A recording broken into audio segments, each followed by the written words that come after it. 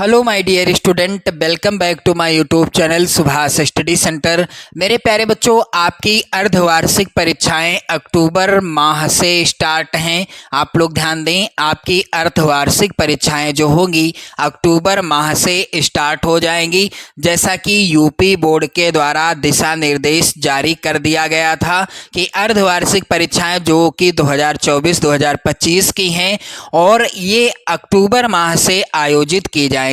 तो मेरे प्यारे बच्चों, आप सभी के लिए मैं लेकर के आ चुका हूं आपकी अर्धवार्षिक परीक्षा अक्टूबर माह के लिए हिंदी विषय का वायरल मॉडल पेपर। मेरे प्यारे बच्चों, जितने भी मेरे प्यारे बच्चे कक्षा 10 में हैं और 2024-25 में अर्धवार्षिक परीक्षा देंगे तथा बोर्ड परीक्षा देंगे 2025 में, आज का यह मॉडल पेपर आप सभी लोग तैयार कर लेना।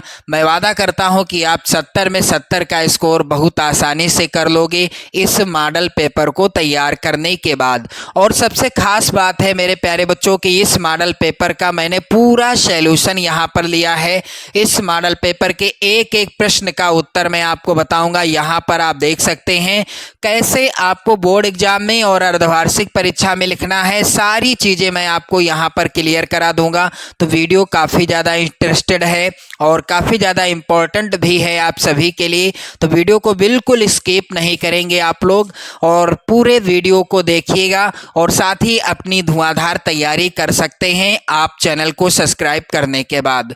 तो मेरे प्यारे बच्चों, 3 घंटा 15 मिनट आपको मिलेंगे, यानी 3 घंटे 15 मिनट का समय आपको मिलेगा। पेपर का पूर्णांक रहेगा 70 अंकों का। कुछ निर्देश हैं जिनका पालन करना है। तो पहला निर्देश है, प्रारंभ के 15 मिनट पहले आपको पेपर मिलेगा। किस लिए मेरे प्यारे बच्चों? पढ़ने के लिए। प्रश्न पत्र 2 खंडों में, खंड आ और खंड बा में विभाजित रहेगा। प्रश्न पत्र के खंड आ में बहुविकल्पी प्रश्न हैं और जिनमें सही विकल्प का चयन करके ओएमआर शीट पर नीले अथवा काले बाल पॉइंट पेन से सही विकल्प वाले गोले को पूर्ण रूप से काला करना है। खंड आ में बहुविकल्पी प्रश्न हेतु प्रत्येक प्रश्न के लिए 1 अंक निर्धारित है, यानी खंड आ के बहुविकल्पी जो प्रश्न है इनकी संख्या है 20 और प्रत्येक प्रश्न 1 नंबर का है। यदि आपने इन 20 प्रश्नों का उत्तर सही तरीके से और सही उत्तर ओएमआर शीट में भर दिया तो पूरे 20 नंबर आपके पक्के हो जाएंगे। मेरे प्यारे बच्चों, आप इन सभी प्रश्नों को तैयार कर लेना जो मैं आपको आगे बताने वाला हूं। खंड बा में 50 अंक के वर्णनात्मक प्रश्न दिए गए हैं और प्रत्येक प्रश्न के सम्मुख उसके अंक भी अंकित हैं कि कौन सा प्रश्न कितने अंक का है। चलिए मेरे प्यारे बच्चों, खंड आ जो कि प्रत्येक प्रश्न 1 अंक का है, जिसमें बहुविकल्पी प्रश्न है, पूर्णांक 20 रहेगा खंड आ का। चलिए पहला प्रश्न है, आप लोग ध्यान दें, हिंदी की प्रथम कहानी कौन सी है? तो यहाँ पर राइट आंसर क्या होगा? सी वाला ऑप्शन सही होगा। हिंदी की प्रथम कहानी है इंदुमती और इंदुमती के लेखक कौन है?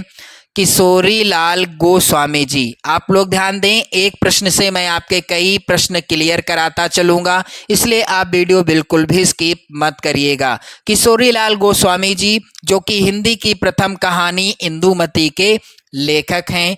अगला प्रश्न है, एकांकी सम्राट किसे कहा जाता है? तो मेरे प्यारे बच्चों, आप लोग ध्यान दें, यहाँ पर एकांकी सम्राट कहा जाता है राम कुमार वर्मा जी को।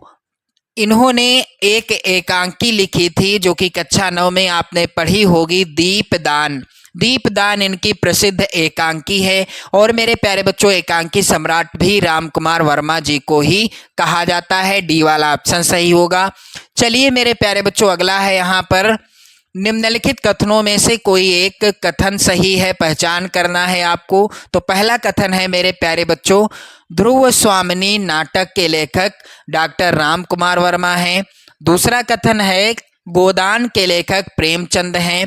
और तीसरा कथन, यहाँ पर आप लोग ध्यान दें, पहला कथन बिल्कुल गलत है, गोदान के लेखक प्रेमचंद हैं। तीसरा कथन है, मित्रता निबंध के लेखक डॉक्टर श्याम सुंदर दास हैं, ये कथन भी गलत है। क्या भूलूं क्या याद करूं उपन्यास विधा की रचना है, ये भी गलत है, क्योंकि क्या भूलूं क्या याद करूं आत्मकथा विधा पर आधारित रचना है, उपन्यास विधा पर आधारित रचना नहीं है। तो यहाँ पर राइट आंसर होगा बी वाला। गोदान के लेखक मुंशी प्रेमचंद हैं या प्रेमचंद हैं। और यह किस विधा की रचना है, तो आप लोग ध्यान दें, उपन्यास विधा पर आधारित रचना है। चलिए मेरे प्यारे बच्चों, यहाँ पर उपन्यास होगा। अगला प्रश्न है, हिंदी का प्रथम उपन्यास कौन सा है। वेरी इंपॉर्टेंट प्रश्न है आपकी अर्धवार्षिक और वार्षिक परीक्षा के लिए। कह रहा है हिंदी का प्रथम उपन्यास कौन सा है, तो यहाँ पर राइट आंसर होगा ए वाला ऑप्शन, परीक्षा गुरु। परीक्षा गुरु जो कि हिंदी का प्रथम उपन्यास है। और मेरे प्यारे बच्चों, इस उपन्यास के लेखक कौन हैं, तो परीक्षा गुरु किसके द्वारा लिखा गया उपन्यास है, लाला श्रीनिवास दास। मेरे प्यारे बच्चों आप लोग ध्यान दें, लाला श्री निवास दास जी के द्वारा लिखा गया हिंदी का प्रथम मौलिक उपन्यास है परीक्षा गुरु। आप लोग ध्यान रखिएगा इनके लेखक का नाम भी, यानी परीक्षा गुरु के लेखक कौन है, लाला श्रीनिवास दास, या श्रीनिवास दास भी रह सकता है आपके विकल्प में। चलिए अगला प्रश्न है मेरे प्यारे बच्चों, निम्न में से कौन सी शुक्ल युग की पत्रिका है, तो कौन सी पत्रिका है जो शुक्ल युग की पत्रिका है। मेरे प्यारे बच्चों, इसका राइट आंसर क्या हो जाएगा, यहाँ पर आप लोग ध्यान दीजिएगा, यहाँ पर यह रचना कौन सी जो है पत्रिका है शुक्ल युग की, यहाँ पर राइट आंसर हो जाएगा बी वाला ऑप्शन, हंस पत्रिका शुक्ल युग की पत्रिका है। और इसका संपादन किसने किया था, इसके संपादक थे मुंशी प्रेमचंद जी। आप लोग ध्यान दें, मुंशी प्रेमचंद जी हैं हंस पत्रिका के संपादक।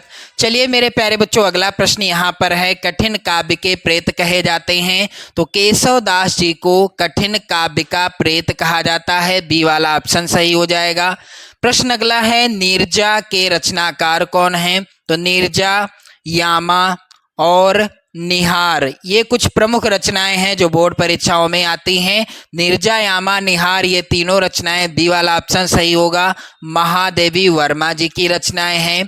अगला प्रश्न है, शोक गीत है, तो इनमें से कौन सा है जो शोक गीत है, यहाँ पर बी ऑप्शन सही होगा, सरोज स्मृति क्या है, शोक गीत है। और यह किसके द्वारा लिखा गया है, सूर्यकांत त्रिपाठी निराला। आप लोग ध्यान दीजिएगा, सूर्यकांत त्रिपाठी निराला जी। इसके पीछे की एक कहानी मैं आपको बताना चाहता हूं कि सरोज जो है सूर्यकांत त्रिपाठी निराला जी की बेटी का नाम था, और जब उसकी मृत्यु हो जाती है तो उसी की याद में इन्होंने सरोज स्मृति नामक शोक गीत की रचना की थी। चलिए मेरे प्यारे बच्चों, आपको क्लियर हो गया होगा ना।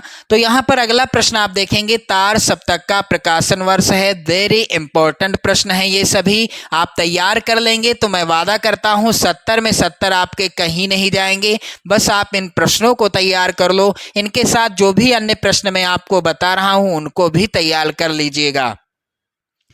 तो मेरे प्यारे बच्चों, यहाँ पर प्रश्न क्या था, तार सप्तक का प्रकाशन वर्ष है, यहाँ पर राइट आंसर हो जाएगा सी वाला ऑप्शन, तार सप्तक का प्रकाशन 1943 ईस्वी में सच्चिदानंद हीरानंद वात्स्यायन अज्ञे जी ने किया था, यानी संपादक कौन थे, तार सप्तक के अज्ञे जी थे। अगला प्रश्न है, शुक्ल युग की समय सीमा है, सबसे इंपॉर्टेंट प्रश्न है मेरे प्यारे बच्चों, इसका उत्तर हो जाएगा सन 1919 से 1938 ईस्वी तक, यहाँ पर भी ऑप्शन सही होगा। चलिए मेरे प्यारे बच्चों, अगला प्रश्न है, शोक बिकल सब रोवहि रानी, रूप राशि बल तेज बखानी, इन पंक्तियों में रस कौन सा है, तो एक ट्रिक आप आजमाइएगा, शोक किस रस का स्थायी भाव है, करुण रस का स्थायी भाव है, जो कि यहाँ पर उदाहरण के शुरुआत में ही लिखा है। तो यहाँ पर कौन सा रस है, करुण रस है। बाकी श्रृंगार रस का स्थायी भाव क्या है, रति है। शांत रस का स्थायी भाव क्या है, निर्वेद है। वीर रस का स्थायी भाव क्या है मेरे प्यारे बच्चों, उत्साह है। तो यहाँ पर क्लियर हो गया ना आप सभी को। चलिए अगला प्रश्न यहाँ पर सबसे इंपॉर्टेंट है, कह रहा है कि चरण कमल बंदो हरिराई, उपर्युक्त पंक्ति में अलंकार कौन सा है, तो यहाँ पर ए वाला ऑप्शन सही होगा, रूपक अलंकार है। प्रश्न अगला है 13 नंबर का, जो सुमिरत सिद्धि होई, गणनायक करिवर बदन, के दोनों चरणों में कितनी मात्राएं हैं? तो यहाँ पर आप लोग ध्यान दीजिएगा, यहाँ पर कौन सा ऑप्शन सही हो जाएगा? इसका राइट आंसर हो जाएगा सी वाला ऑप्शन। यहाँ पर दोनों चरणों में कुल 24 मात्राएं हैं। अगला प्रश्न है मेरे प्यारे बच्चों, अभिमान शब्द में प्रयुक्त उपसर्ग है, तो यहाँ पर मान क्या है? मूल शब्द है। अब मूल शब्द में अभी क्या है? उपसर्ग लगा हुआ है, तो यहाँ पर ऑप्शन क्या होगा सही? यहाँ पर अभिमान शब्द में प्रयुक्त उपसर्ग है, जो कि यहाँ पर आप लोग ध्यान देंगे मिसप्रिंट है विकल्प। यहाँ पर राइट आंसर होगा अभी। थोड़ा सा मिसप्रिंट हो गया है, लेकिन मैं आपको क्लियर आंसर बता रहा हूं। अभिमान शब्द में जो उपसर्ग लगा है वह क्या है? अभी है। अगला प्रश्न है त्रिफला का समास विग्रह क्या होगा? तो यहाँ पर बी वाला ऑप्शन सही होगा, तीन फलों का समूह। प्रश्न अगला है कपड़ा का तत्सम क्या हो जाएगा? तो कपड़ा का तत्सम मेरे प्यारे बच्चों हो जाएगा, यहाँ पर आप लोग ध्यान दीजिएगा, वस्त्र हो जाएगा। और यहाँ पर अगला प्रश्न है युष्मद का सप्तमी विभक्ति एक वचन का रूप क्या होगा? इसका राइट आंसर होगा मेरे प्यारे बच्चों बी वाला ऑप्शन, तो ही हो जाएगा। अगला प्रश्न है वाक्य के कितने तत्व हैं? तो मेरे प्यारे बच्चों आप लोग ध्यान दीजिएगा, वाक्य के कितने तत्व हैं? इस प्रश्न का आंसर क्या हो जाएगा? वाक्य के 4 तत्व हैं, यहाँ पर सी वाला ऑप्शन सही होगा। प्रश्न अगला है क्रिया का वह रूप जिससे यह पता चलता है कि क्रिया कर्ता या कर्म अथवा भाव के अनुसार हुई है, उसे क्या कहते हैं? उसे मेरे प्यारे बच्चों ए वाला ऑप्शन सही होगा, वाच्य कहते हैं। क्रिया का वह रूप जिससे यह पता चलता है कि क्रिया कर्ता या कर्म अथवा भाव के अनुसार हुई है, उसे कहते हैं वाच्य। अगला प्रश्न है भाषा की सबसे छोटी इकाई क्या है? तो मेरे प्यारे बच्चों भाषा की सबसे छोटी इकाई क्या है? यहाँ पर ए वाला ऑप्शन सही होगा, अक्षर हो जाएगा इसका राइट आंसर। अक्षर को क्या कहते हैं? वर्ण भी कहते हैं। वर्ण या अक्षर होगा भाषा की सबसे छोटी इकाई। चलिए मेरे प्यारे बच्चों खंड बा जो कि है वर्णनात्मक प्रश्नों पर आधारित, एक एक प्रश्न को सॉल्व कराऊंगा, एक एक गद्यांश पद्यांश को सॉल्व कराऊंगा। तो मेरे प्यारे बच्चों वीडियो को बिल्कुल लास्ट तक देखिएगा। यहाँ पर आप देखेंगे प्रश्न यहाँ पर खंड बा का है पहला, निम्नलिखित गद्यांश पर आधारित 3 प्रश्नों के उत्तर देना होगा आपको और 6 नंबर आपको मिलेंगे। गद्यांश है यहाँ पर, रोहतास दुर्ग के प्रकोष्ठ में बैठी हुई ममता, यहाँ पर युवती होगा, थोड़ा सा मिसप्रिंट है, मैं आपको क्लियर यहाँ पर लिखकर बताता हूँ, युवती होगा यहाँ पर। ममता शोण के तीक्ष्ण गंभीर प्रवाह को देख रही है। ममता विधवा थी, उसका यौवन सोण के समान ही उमड़ रहा था। मन में वेदना, मस्तक में आंधी और आंखों में, यहाँ पर आंखों होगा, आंखों में पानी की बरसात लिए वह सुख के कंटक शयन में विकल थी। वह रोहतास दुर्गपथ के मंत्री चूड़ामणि की अकेली दुहिता थी। फिर उसके लिए कुछ अभाव होना असंभव था, परंतु वह विधवा थी और हिंदू विधवा संसार में सबसे तुच्छ निराश्रय प्राणी है। तब उसकी विडंबना का कहाँ अंत था? चलिए मेरे प्यारे बच्चों इस गद्यांश का पहला प्रश्न आप लोग यहाँ पर देखेंगे। पहला प्रश्न है उपर्युक्त गद्यांश का संदर्भ लिखिए। उपर्युक्त गद्यांश का संदर्भ लिखिए। तो कैसे लिखना है आपको, संदर्भ किस तरह से लिखना है आपको मैं एक एक चीज क्लियर कराता चलूंगा।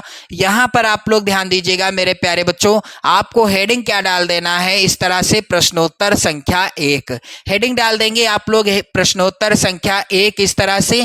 फिर आप हेडिंग डालेंगे काले पेन से रोहतास दुर्ग के प्रकोष्ठ, क्योंकि गद्यांश के शुरुआत के शब्द क्या हैं, यही हैं, और अंतिम के शब्द मेरे प्यारे बच्चों हैं यहाँ पर कहाँ अंत था। तो यहाँ पर विडंबना का कहाँ अंत था लिख दिया। अब इसके बाद आपको क्या करना है, संदर्भ हेडिंग डाल देना है काले पेन से। संदर्भ क्या होगा, प्रस्तुत गद्यांश हमारी पाठ्य पुस्तक हिंदी के गद्य खंड में संकलित ममता शीर्षक पाठ से लिया गया है। इसके लेखक कौन है, इसके लेखक हैं जय शंकर प्रसाद जी। मेरे प्यारे बच्चों आपने देखा बिल्कुल आसान है संदर्भ। अब चलिए यहाँ पर दूसरा प्रश्न क्या है इस गद्यांश का। दूसरा प्रश्न है मेरे प्यारे बच्चों, रेखांकित अंश की व्याख्या कीजिए। तो रेखांकित अंश है क्या, तो यहाँ पर गद्यांश में आप लोग ध्यान दें, उसका यौवन शोण के समान ही उमड़ रहा था, मन में वेदना, मस्तक में आंधी और आंखों में पानी की बरसात लिए वह सुख के कंटक शयन में विकल थी। चलिए इसका रेखांकित अंश जो है यहाँ पर, इसकी व्याख्या क्या होगी, यहाँ पर रेखांकित अंश की व्याख्या आप हेडिंग डाल देना और क्या हो जाएगी व्याख्या, जिस प्रकार सोन नदी उफन कर बह रही है उसी प्रकार ममता का यौवन भी पूरी तरह उफान पर है। उसके यौवन में और सोन नदी के उमड़ते प्रवाह में अद्भुत समानता है। वह हर प्रकार के भौतिक सुख से संपन्न है, फिर भी विधवा जीवन के कठोर अभिशाप से उसका मन तरह तरह के विचारों और भावों की आंधी से भरा हुआ है। उसकी आंखों से दुख के आंसू बह रहे हैं। विलासिता का सुख भी उसको कांटों की दुखपूर्ण सैया के समान प्रतीत हो रहा है। चलिए मेरे प्यारे बच्चों, यहाँ पर अगला प्रश्न है गद्यांश का, आप लोग ध्यान दें। ममता कौन थी, उसकी क्या स्थिति थी, तो यहाँ पर बिल्कुल आसान सा उत्तर है, ममता चूड़ामणि की बेटी थी और ममता क्या थी, विधवा थी। यहाँ पर अथवा में भी एक गद्यांश है, आप लोग ध्यान दें कि ईर्ष्या का यही अनोखा वरदान है, जिस मनुष्य के हृदय में ईर्ष्या घर बना लेती है वह उन चीजों से आनंद नहीं उठाता जो उसके पास मौजूद हैं, बल्कि उन वस्तुओं से दुख उठाता है जो दूसरों के पास हैं। चलिए इस गद्यांश का पहला प्रश्न आप लोग ध्यान दें, उपर्युक्त गद्यांश का संदर्भ लिखिए। कैसे लिखना है आपको, यदि आप अथवा वाला कर रहे हैं तो प्रश्नोत्तर संख्या 1 अथवा इस तरह से हेडिंग डालेंगे। गद्यांश के शुरुआत के और अंतिम के शब्दों को काले पेन से लिखिएगा, जैसे कि ईर्ष्या का यही अनोखा वरदान, फिर डॉट डॉट, फिर इसके बाद मेरे प्यारे बच्चों भोगनी पड़ती है, क्योंकि अंतिम के शब्द क्या है गद्यांश के, भोगनी पड़ती है। अब संदर्भ हेडिंग डालिएगा। संदर्भ क्या होगा, प्रस्तुत गद्यांश हमारी पाठ्य पुस्तक हिंदी काले पेन से लिखेंगे, आपके गद्य खंड भी काले पेन से लिख देना। मैं संकलित ईर्ष्या तो न गई मेरे मन से नामक पाठ से लिया गया है। इसके लेखक कौन है, रामधारी सिंह दिनकर जी। मेरे प्यारे बच्चों आप लोग यहाँ पर ध्यान दें, दूसरा प्रश्न है गद्यांश का, गद्यांश के रेखांकित अंश की व्याख्या कीजिए। तो यहाँ पर आप देखिएगा, ईर्ष्या का यही अनोखा वरदान है, जिस मनुष्य के हृदय में ईर्ष्या घर बना लेती है वह उन चीजों से आनंद नहीं उठाता जो उसके पास मौजूद हैं, बल्कि उन वस्तुओं से दुख उठाता है जो दूसरों के पास हैं। और यहाँ भी रेखांकित अंश है, ईर्ष्यालु मनुष्य करे भी तो क्या, आदत से लाचार होकर उसे यह वेदना भोगनी पड़ती है। मेरे प्यारे बच्चों आप लोग यहाँ पर ध्यान दीजिएगा, रेखांकित अंश की व्याख्या क्या हो जाएगी, ईर्ष्या नामक मनोविकार एक विचित्र वरदान है। हेडिंग आप डाल देंगे रेखांकित अंश की व्याख्या, और क्या हो जाएगी व्याख्या कि ईर्ष्या नामक मनोविकार एक विचित्र वरदान है, जिसके हृदय में यह भाव आ जाता है वह अपनी वस्तुओं से सुखी नहीं होता है, अपितु अन्य व्यक्तियों के पास होने वाली वस्तुओं के कारण ही दुखी रहता है। ईर्ष्यालु व्यक्ति स्वयं की तुलना अन्य से करता रहता है। तुलना में जो अभाव उसे स्वयं में मिलते हैं वह उसके हृदय को काटते रहते हैं। चलिए यहाँ पर अगला प्रश्न है, मनुष्य दुख क्यों उठाता है, तो इसका उत्तर क्या होगा मेरे प्यारे बच्चों, मनुष्य उन वस्तुओं के कारण दुख उठाता है जो दूसरों के पास हैं। बिल्कुल आसान सा उत्तर। चलिए अगला प्रश्न यहाँ पर है मेरे प्यारे बच्चों, निम्नलिखित पद्यांशों में से किसी एक पद्यांश के नीचे दिए गए प्रश्नों के उत्तर देना है। 6 नंबर का प्रश्न आएगा। अब यहाँ पर पद्यांश पहला है, निर्गुण कौन देश कौ बासी, मधुकर कहीं समुझाई सौहदय बूझत साँच ना हासी, को है जनक कौन है जननी, कौन नारी को दासी, कैसे बरन भेष है कैसोभ कहीं रसमय अभिलाषी, पावो गौ पुन कियो आपनो जोर करोगे गासी, सुनत मौन होय रहो बावरो सूर सबय मत नासी। पहला प्रश्न है, उपर्युक्त पद्यांश का संदर्भ लिखिए। कैसे लिखना है आपको, प्रश्नोत्तर संख्या यहाँ पर 2 आप डालेंगे और पद्यांश के शुरुआत के और अंतिम के शब्दों को इस तरह से लिखेंगे। शुरुआत के शब्द हैं उद्धव, यहाँ पर निर्गुण कौन, देश को वासी। तो यहाँ पर निर्गुण कौन देश लिख दिया, फिर डॉट डॉट कर दिया, फिर इसके बाद अंतिम के शब्द हैं सूर सबय मत नासी। तो सूर सबय मत नासी लिख दिया यहाँ पर। फिर संदर्भ हेडिंग डाली जाएगी, संदर्भ काले पेन से हेडिंग डालिएगा आप लोग। और प्रस्तुत पद्यांश हमारी जो है यहाँ पर इस तरह से लिखना है, थोड़ा सा चेंज करके। प्रस्तुत पद्यांश सूरदास जी, काले पेन से लिखेंगे आप, द्वारा रचित सूर सागर, काले पेन से लिखेंगे, नामक ग्रंथ से हमारी पाठ्य पुस्तक, हिंदी आप काले पेन से लिखिएगा, के काव्यखंड में संकलित पद शीर्षक से उद्धृत है। पाठ का नाम भी आप काले पेन से ही लिखेंगे। चलिए मेरे प्यारे बच्चों, प्रसंग भी आपको लिखना है। प्रसंग लिख देंगे तो बड़ी अच्छी बात है, लिखना ही है ये मानकर चलो। इस पद में गोपियों ने उद्धव के द्वारा उपदेश दी गई निर्गुण भक्ति का खंडन कर उन्हें अवाक कर दिया है, यानी उनको अवाक कर देती हैं, आश्चर्यचकित कर देती हैं। तो चलिए मेरे प्यारे बच्चों, रेखांकित अंश की व्याख्या मैं आपको नहीं बताऊंगा, बल्कि पूरे पद्यांश की व्याख्या बताऊंगा, ताकि यदि कोई भी लाइन अंडरलाइन होकर आए और पूछा जाए रेखांकित अंश की व्याख्या तो आप आसानी से कर सको। तो निर्गुण कौन देश को वासी, चलिए इसका जो है इसकी व्याख्या क्या होगी आप लोग ध्यान दें। उद्धव गोपियों को बार बार ब्रह्म का उपदेश देते हैं। गोपियां उद्धव पर खींच कर कहती हैं कि हे भ्रमर, निर्गुण निराकार ब्रह्म किस देश का निवासी है? हम शपथ देकर सच सच पूछ रही हैं, हंसी नहीं करती, हमें यह बात पूरी तरह समझाकर बताओ। उसका पिता कौन है? को है जनक, कौन को है जनक? और मेरे प्यारे बच्चों, कौन है जननी, कौन नारी को दासी? और मेरे प्यारे बच्चों, आपको बताना क्या है कि कौन उसका पिता है, माता कौन है, स्त्री और दासी कौन है, उसका रंग और वेश कैसा है, उसे किस रंग से अधिक लगाव है। यदि तुम कपट करोगे तो उसका फल स्वयं पाओगे। सूरदास जी कहते हैं कि गोपियों के इन प्रश्नों को सुनकर उद्धव की सारी बुद्धि क्या हो गई? नष्ट हो गई और वह पागल सा हो गया। चलिए मेरे प्यारे बच्चों, यहाँ पर अगला प्रश्न आप लोग ध्यान दें। प्रश्न यहाँ पर अगला है इस पद्यांश का। पद्यांश में मधुकर शब्द किसके लिए प्रयुक्त हुआ है? तो पद्यांश में मेरे प्यारे बच्चों मधुकर शब्द किसके लिए प्रयुक्त हुआ है? इसका राइट आंसर क्या हो जाएगा? यहाँ पर आप सभी लोग ध्यान देंगे, पद्यांश में मधुकर शब्द उद्धव के लिए प्रयुक्त हुआ है। यहाँ पर ये हो जाएगा इसका उत्तर। चलिए अगला प्रश्न है यहाँ पर, अथवा में भी एक पद्यांश है, इसको भी मैं सॉल्व करा दूं। कैसे लिखना है आपको? नभ में गर्वित झुकता नशीस, पर अंक लिए हैं दीन चार, मन गल जाता नत विश्व देख, तन सह लेता है कुलिस भार, कितने मृदु कितने कठिन प्राण। पहला प्रश्न, उपर्युक्त पद्यांश का संदर्भ लिखिए। कैसे लिखना है आप सभी को? मेरे प्यारे बच्चों, यहाँ पर प्रश्नोत्तर संख्या 2 अथवा, यदि आप 2 अथवा कर रहे हैं, फिर पद्यांश के शुरुआत के और अंतिम के शब्दों को लिखिएगा। जैसा कि यहाँ पर लिखा है मैंने, नभ में गर्वित, फिर डॉट डॉट कर देना है इस तरह से, और फिर लास्ट के शब्दों को लिखना है कठिन प्राण। फिर इसके बाद संदर्भ आपको लिखना है। कैसे लिखना है? प्रस्तुत काव्य पंक्तियां हमारी पाठ्य पुस्तक हिंदी के काव्यखंड में संकलित हिमालय से शीर्षक दोहों से लिया गया है, यानी कविता से लिया गया है। यहाँ पर थोड़ा सा मिसप्रिंट है, जिसके रचयिता महादेवी वर्मा जी हैं। तो यहाँ पर आप लोग ध्यान दीजिएगा। अब इसका प्रसंग भी आपको लिखना होगा। प्रसंग में क्या लिखा जाएगा?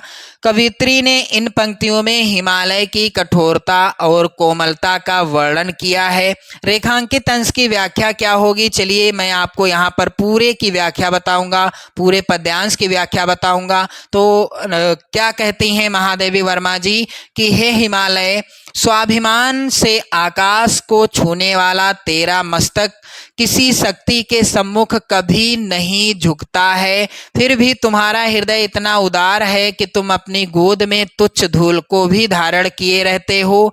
संसार को अपने चरणों में झुका देखकर तुम्हारा कोमल हृदय पिघलकर सरिताओं के रूप में प्रवाहित होने लगता है।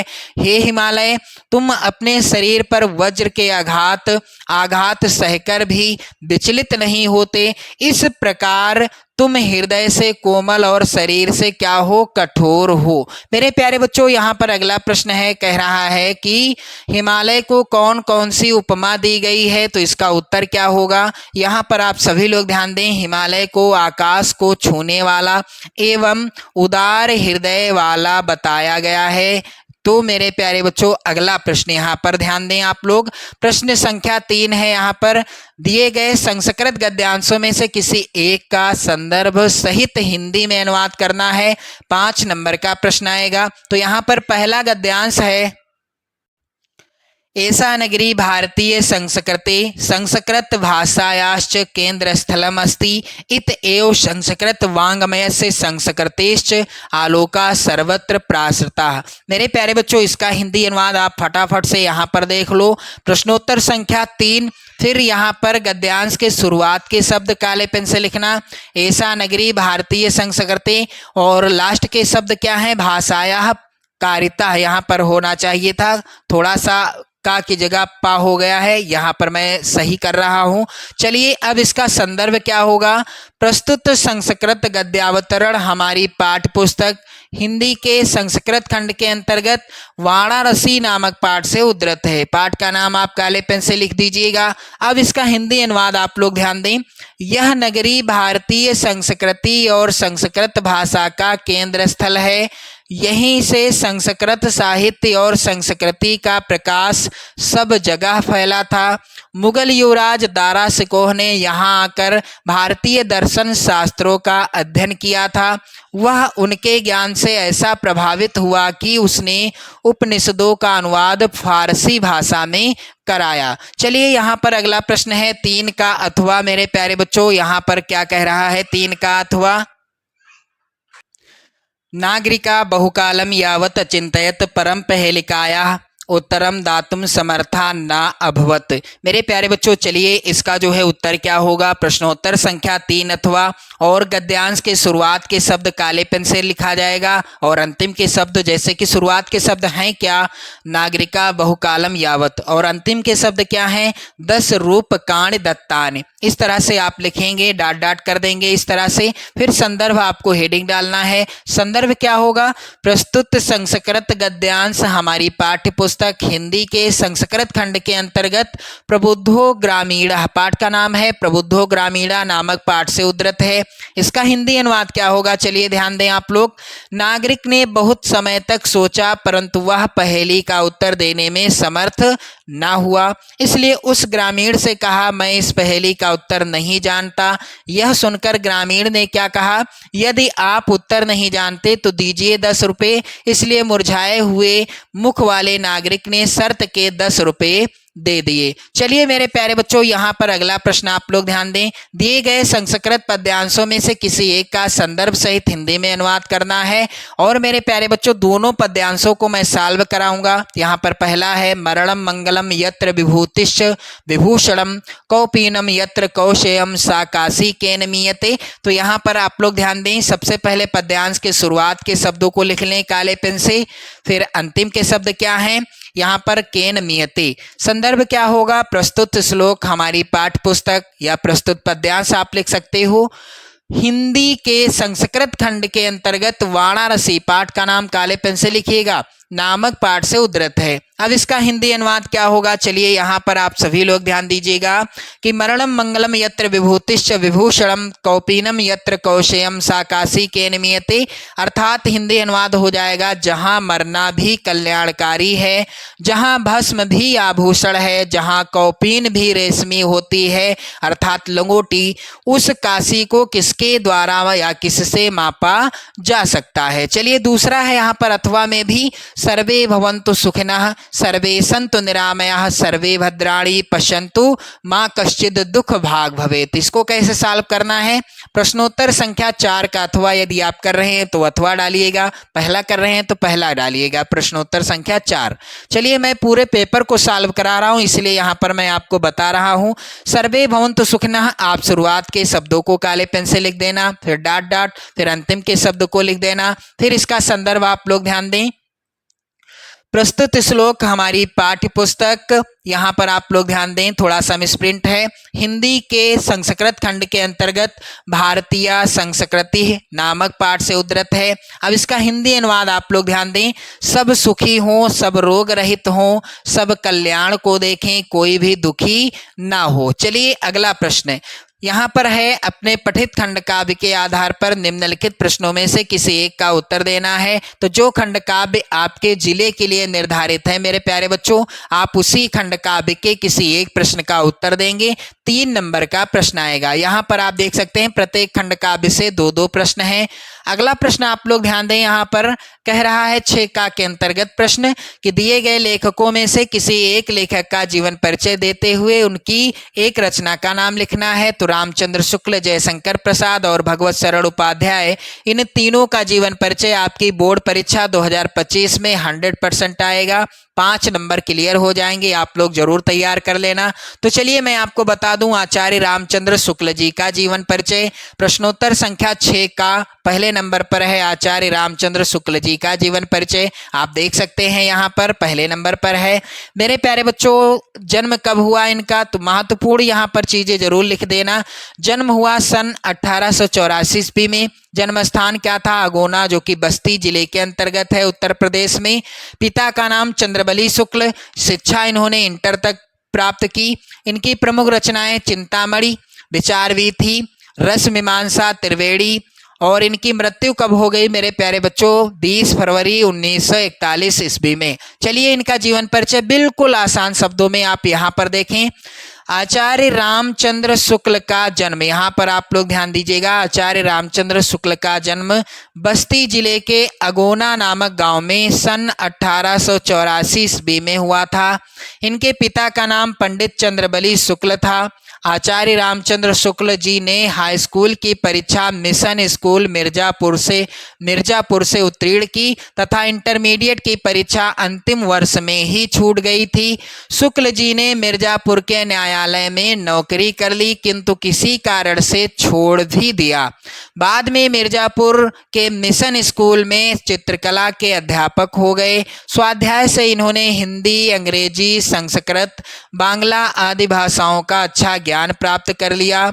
इन्होंने पत्र पत्रिकाओं में लिखना आरंभ कर दिया। बाद में इनकी नियुक्ति काशी हिंदू विश्वविद्यालय में हिंदी के प्राध्यापक पद पर हो गई। तो कहने का अर्थ है कि जो आचार्य रामचंद्र शुक्ल जी थे, इन्होंने इंटर तक शिक्षा प्राप्त की, इसके बाद आगे की भी शिक्षा प्राप्त की थी। यहाँ पर ध्यान देंगे क्योंकि काशी हिंदू विश्वविद्यालय में ये हिंदी के प्राध्यापक पद पर नियुक्त हुए थे, तो ऐसे तो हुए नहीं होंगे जब तक इनके पास डिग्री ना हो गई हो।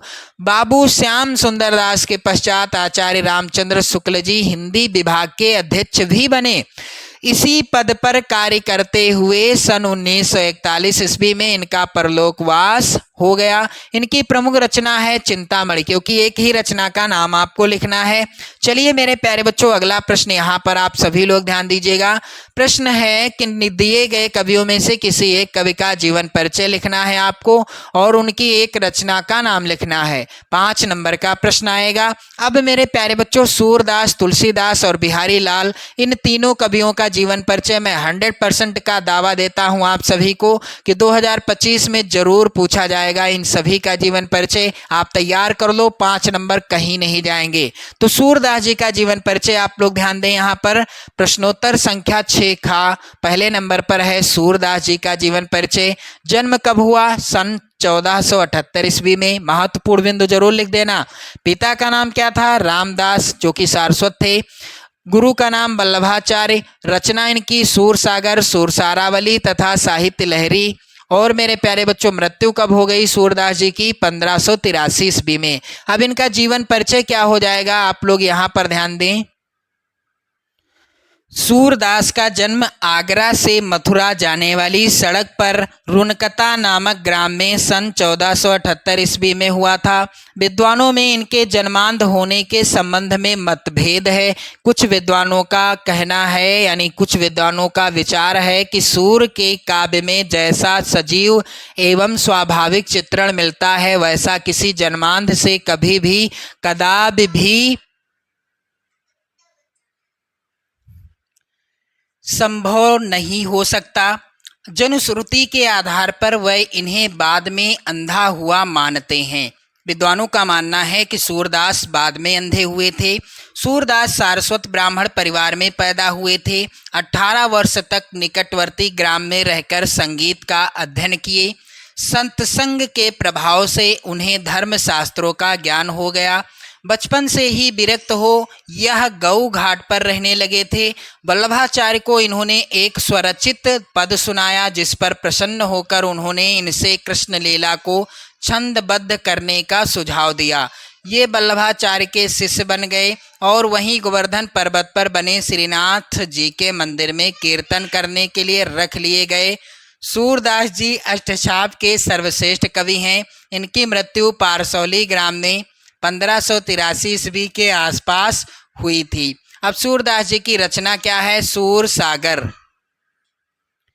चलिए मेरे प्यारे बच्चों, अगला प्रश्न है। यहाँ पर अपनी पाठ्य पुस्तक से कंठस्थ कोई एक श्लोक लिखिए जो इस प्रश्न पत्र में ना आया हो। 2 नंबर का प्रश्न आएगा। तो यहाँ पर आप लोग ध्यान दें, इसका उत्तर क्या हो जाएगा? अब तो दूरगामी। यहाँ पर यह श्लोक नहीं आया है इस मॉडल पेपर में, और वही श्लोक आप लिखिएगा जो पेपर में पूछा ना गया हो।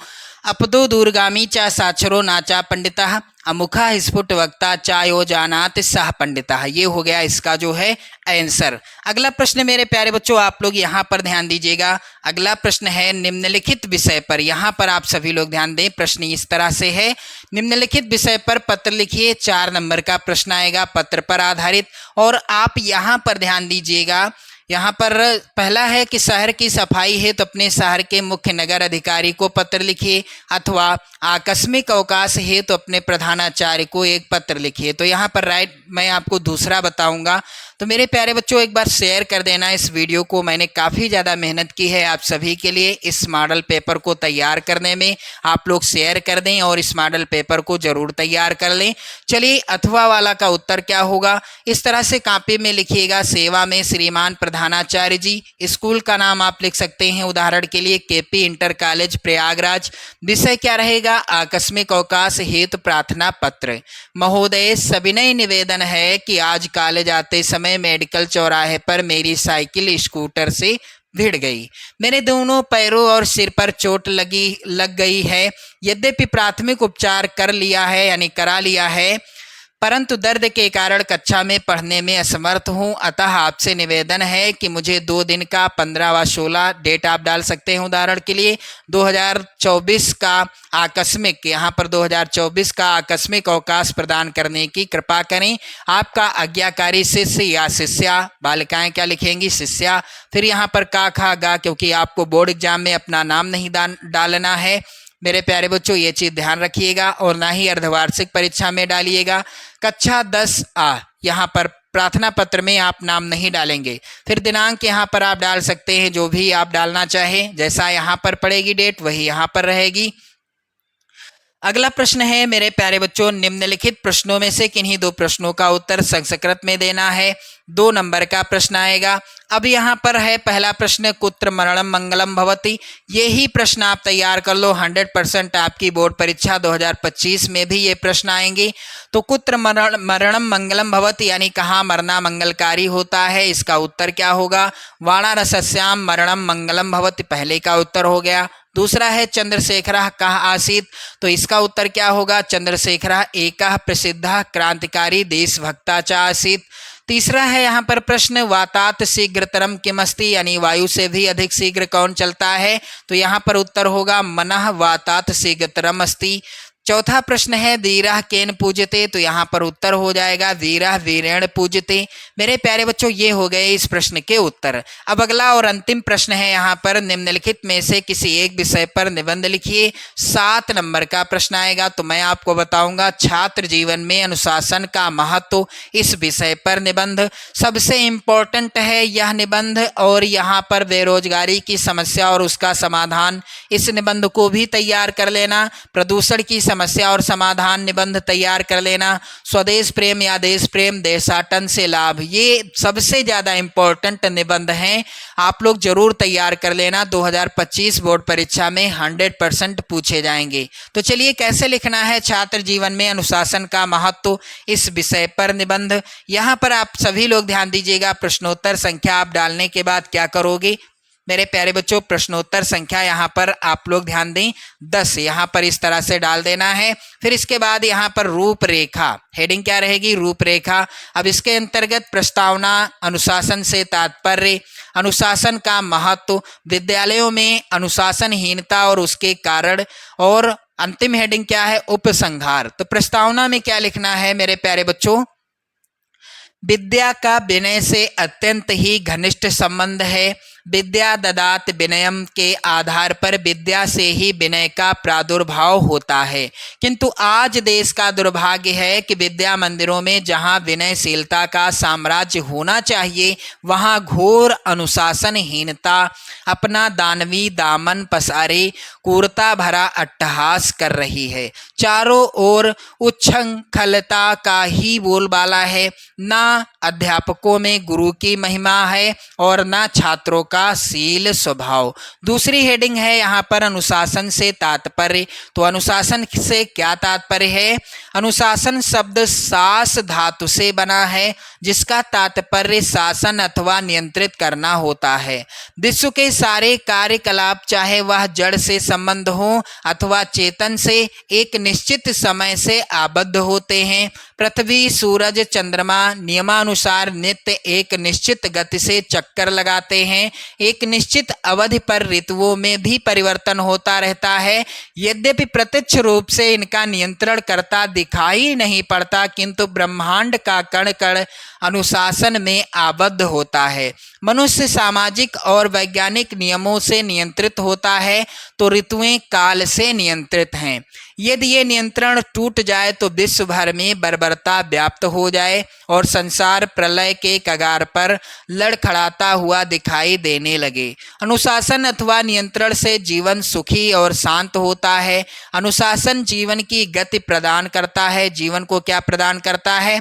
गति प्रदान करता है, उसे सुरक्षित रखता है और जीवन के उद्देश्यों को सार्थक बनाता है। अनुशासन से मनुष्य में शक्ति और आत्मविश्वास की भावना का उदय होता है एवं उसका मनोबल ऊंचा होता है। अनुशासन का महत्व क्या है मेरे प्यारे बच्चों? मानव जीवन में अनुशासन का बड़ा महत्व है। अनुशासन से तात्पर्य मुख्यतः आत्मानुशासन से ही है।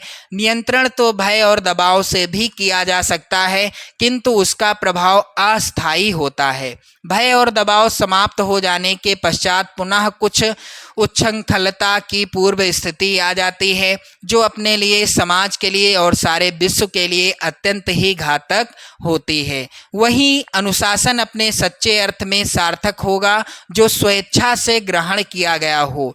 जीवन के कार्य क्षेत्र में हमारे लिए अनेक कल्याणकारी नियम बनाए गए हैं, जिनका पालन करना हमारे कर्तव्य के अंदर आता है। उन नियमों का पालन बराबर कानून या डंडे के बल पर नहीं कराया जा सकता। व्यक्ति को स्वयं अपने को उन नियमों के अंतर्गत नियंत्रित करना होगा। यदि समाज के सभी नियम पूर्णतः नियंत्रित और अनुशासित हो जाएं तो सर्वत्र, यहाँ पर आप लोग ध्यान दें, अनुशासन का महत्व तीसरी हेडिंग है, और यहाँ पर आप लोग ध्यान दीजिएगा, सर्वत्र सुख और शांति का साम्राज्य व्याप्त हो जाए तथा धरती पर स्वर्ग उतर आए। अनुशासन सभी सुखों की जड़ है। वह कठोरता का ऐसा पाषाण है जिसके नीचे आनंद का मधुर जल स्रोत छिपा हुआ है। चलिए मेरे प्यारे बच्चों, यहाँ पर विद्यालयों में अनुशासनहीनता, यहाँ पर आप लोग ध्यान दीजिएगा, छात्रों को अनुशासनहीन बनाने में आज का अनुशासनहीन सामाजिक वातावरण भी कम उत्तरदायी नहीं है। आज देश के 95% बच्चे ऐसे ही समाज में पल रहे हैं जहाँ चोरी, चोरबाजारी, भ्रष्टाचार आदि कुरीतियों का कोढ़ जमा है। बच्चों पर प्रत्यक्ष और परोक्ष रूप में इसका प्रभाव पड़ता ही है। वह राजनीतिक गुटबंदी सीखता है, सिनेमा के अश्लील गाने गाता है, फैशन परस्ती में अपना सारा समय व्यतीत करता है। पढ़ाई लिखाई की और भला ऐसी स्थिति में ध्यान किस प्रकार जा सकता है, यानी पढ़ाई लिखाई की ओर और भला किस ऐसी स्थिति में ध्यान कैसे जा सकता है। मेरे प्यारे बच्चों, लास्ट हेडिंग है उपसंहार। अतः विद्यालयों में व्याप्त इस घोर अनुशासनहीनता के निराकरण के लिए उपाय सोचना होगा। यहाँ पर सोचना होगा, आप लोग ध्यान दें। छात्रों में असंतोष को दूर करने के लिए उसके सभी अभाव को दूर करना होगा। भावी जीवन के प्रति उसे आश्वस्त करना होगा। छात्र संघों के वास्तविक उद्देश्यों को समझना होगा। तो मेरे प्यारे बच्चों, आपको मैंने पूरे पेपर का सॉल्यूशन बता दिया है जो अर्धवार्षिक परीक्षा का पेपर है। यह आपकी बोर्ड परीक्षा 2025 के लिए भी इम्पोर्टेंट है। आप लोग तैयार जरूर कर लेना। 70 में 70 जरूर आएंगे आप सभी के। आप लोग चैनल को सब्सक्राइब कर लो। यदि आप नए हैं चैनल पर, वीडियो में नए हैं तो भी मेरे प्यारे बच्चों वीडियो को लाइक कर दें, शेयर कर दें। जय हिंद।